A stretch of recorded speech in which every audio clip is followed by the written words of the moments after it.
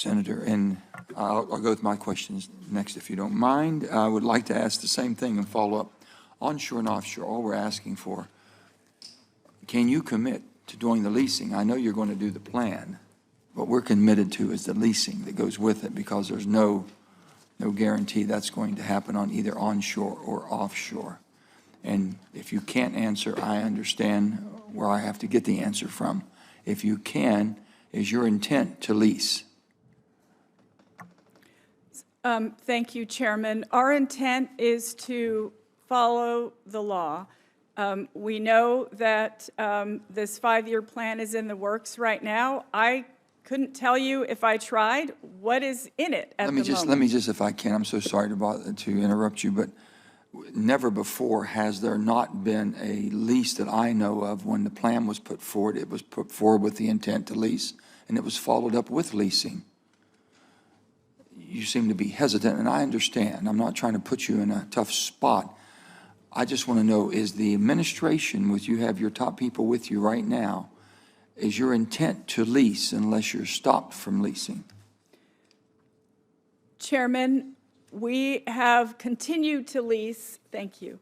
We have continued to lease, and in fact, and I won't mention the permits because I know that isn't something you want to hear, but the truth be told, right now, currently, onshore, there are more than 12 million acres under lease, offshore, more than 8 million acres under lease. It's clear that we are leasing.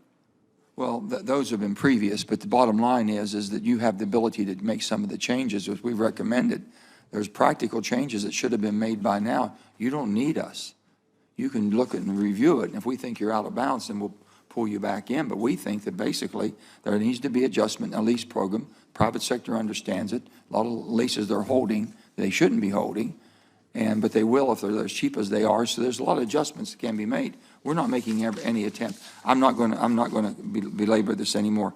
What I am going to do is this: the fire. You know, my good friend here from New Mexico is Senator Heinrich has showed me the fires they're dealing with in New Mexico and all over the West. Those of us on the East Coast don't really understand. So I started asking questions to the people who do basically the timber industry. And I found out that on private lands, local citizens can act as good Samaritans and put it out before it gets out of control.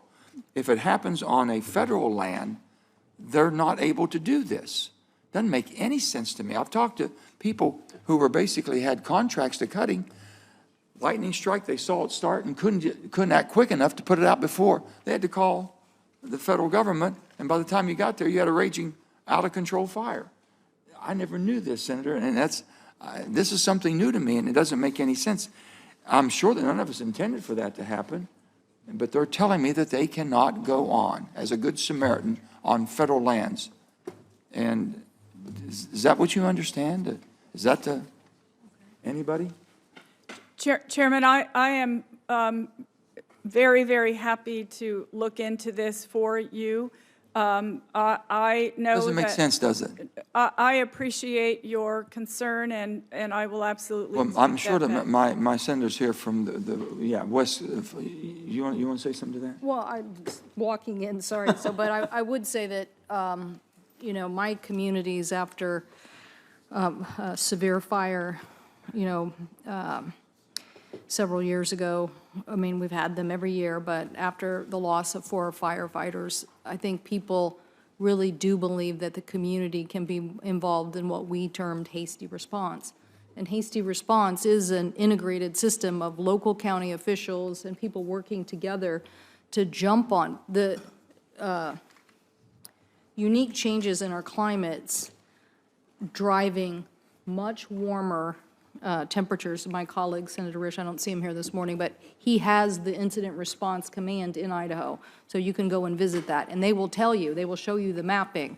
With these dry conditions, fire starts are so much more easily to happen. And so we have to create a system that now responds to that, because the escalation, so if everything's a lot drier and you have the ability to have many, many more fire starts, having hasty response. And so we have done some work on this, but Mr. Chairman, we could always do more. Let me just say this, if I may.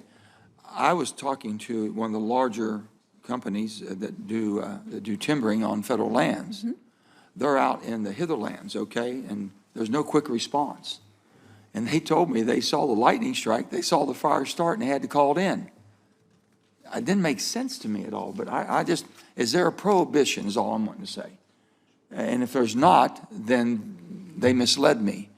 If there is, we've got to change that, because these are professional timber people that could probably, it's to their best interest to stop the fire before it goes out of control. So I'm just asking that question. I know we've taken a long time. I've got another question I wanted to ask also. Chairman, if I could just say very Sure. quickly that we work consistently with states, tribes, local communities to make sure that this is a coordinated effort, and we know how important and dire the situation is. I just have one more question on that, and I'll turn to my fellow colleagues. I've heard so much about the flaring that goes on public lands. I know on private lands, I know that they do everything they can to capture, because it's a valued asset. It's a valued product they sell. And so I'm saying, why in the world would they be flaring? Why are they doing this? And I'm told that they cannot get a permit for pipeline to take the flaring or take the methane off. So my question would be, has the department taken any steps to reduce venting and flaring on our public lands by expediting through the process of getting a pipeline to take that dangerous and harmful methane off into the market that needs it?